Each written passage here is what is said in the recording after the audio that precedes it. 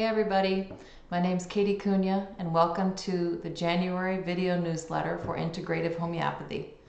So I'm glad you could join us today. I hope you all had a great Christmas and New Year's. And I have some interesting things to share with you that I'd like to share about some of the respiratory illnesses that are going around.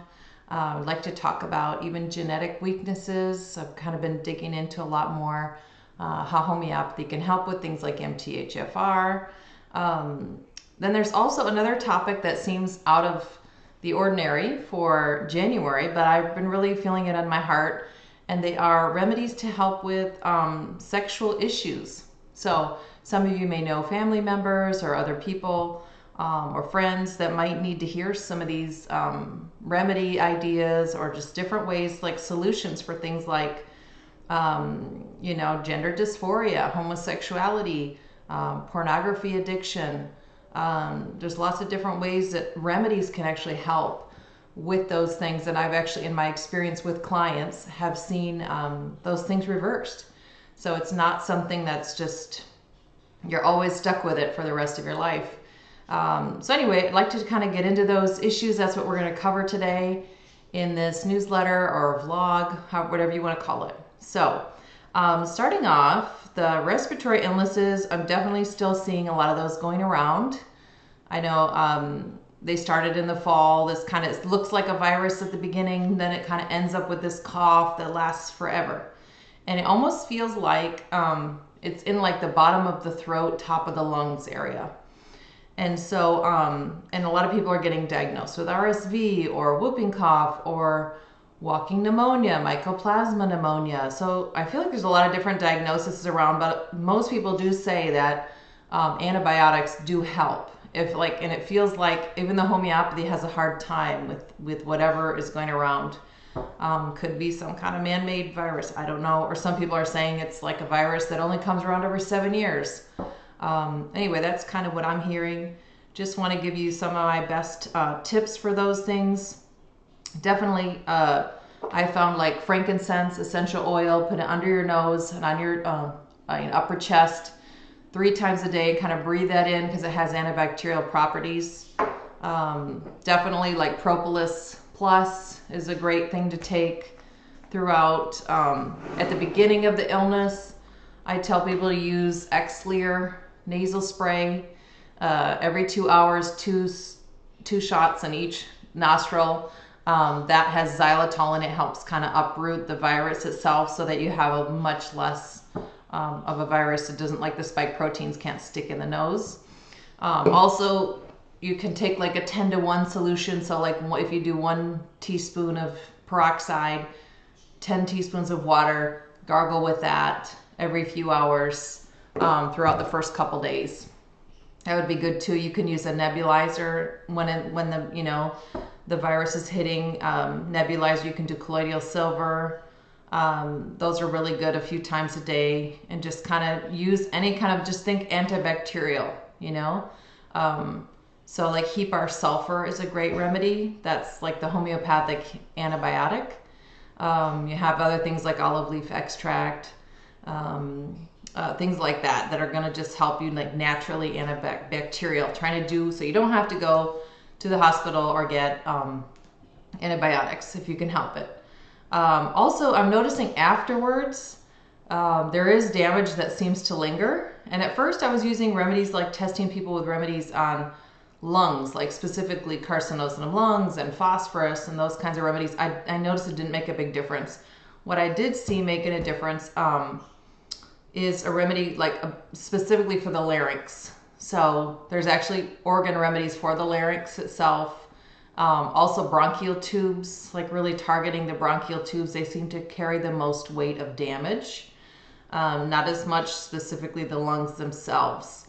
So kind of look for those. I know my colleague Sarah Allen, if you contact her, I'll have her link in the written portion of this newsletter. You can contact her, and I know she has a lot of different organ remedies. She'd probably be able to get those remedies for you if you're interested. Also, so that's kind of the respiratory, part of it. Also, keep in mind your Gelsemium, Eupatorium bryonia. Those are always the beginning of any virus I've seen. even if it's like digestive or otherwise. Those are always great remedies to do. Also, the genetic weakness portion. So I've been connecting with this naturopath. His name's Gary Brecka, and he has a company called 10X Health. And I took a very expensive test with him, testing for my own genetic mutations. So I did test for MTHFR and MTRR. I think there's 5 different genetic mutations you can test for.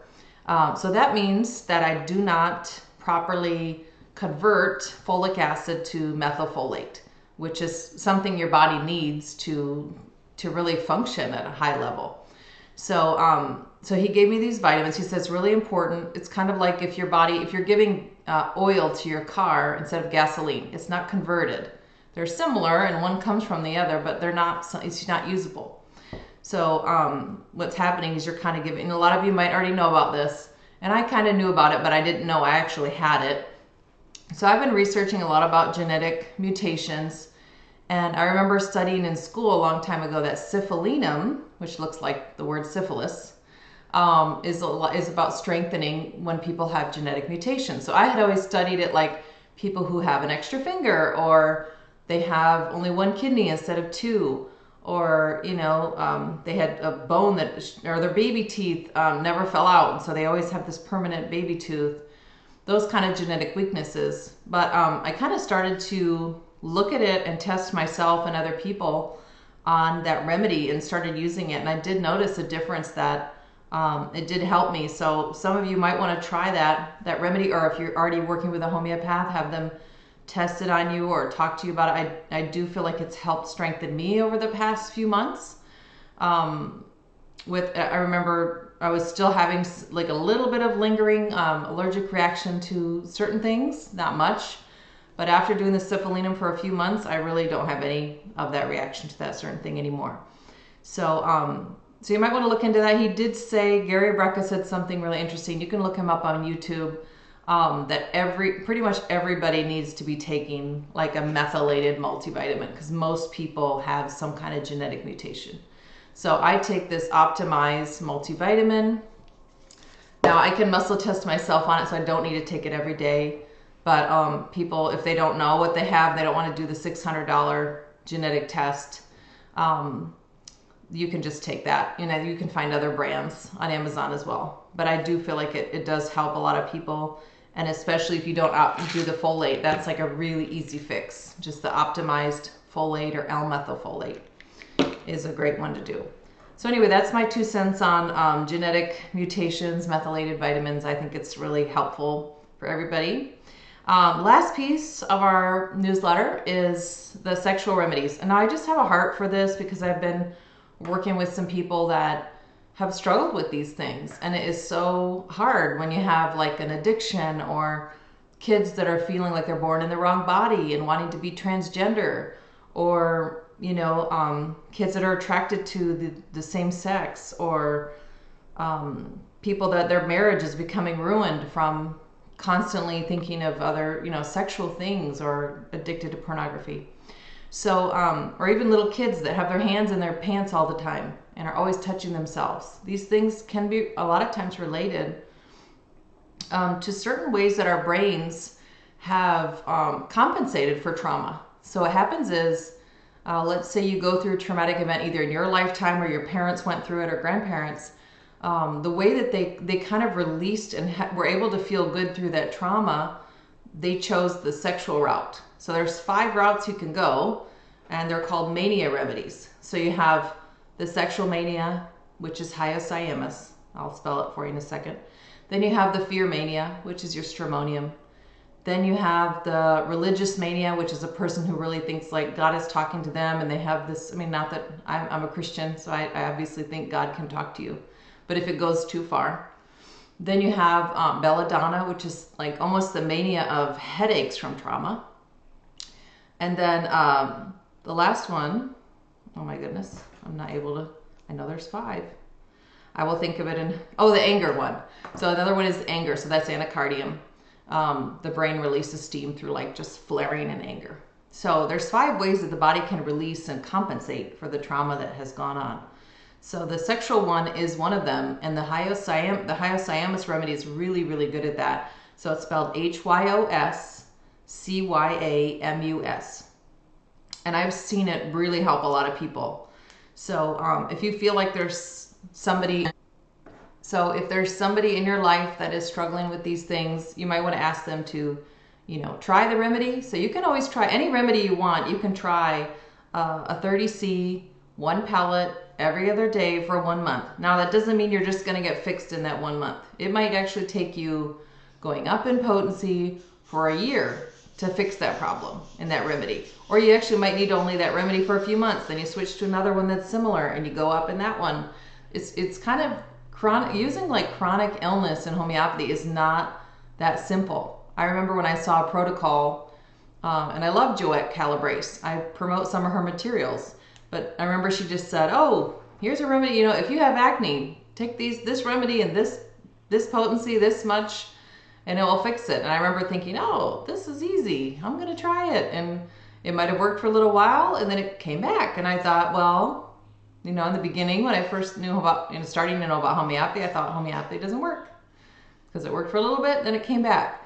Well, homeopathy is a layered issue. It's like an onion. Sometimes it's like mini onions. You're peeling back different layers of different onions all under the same like umbrella.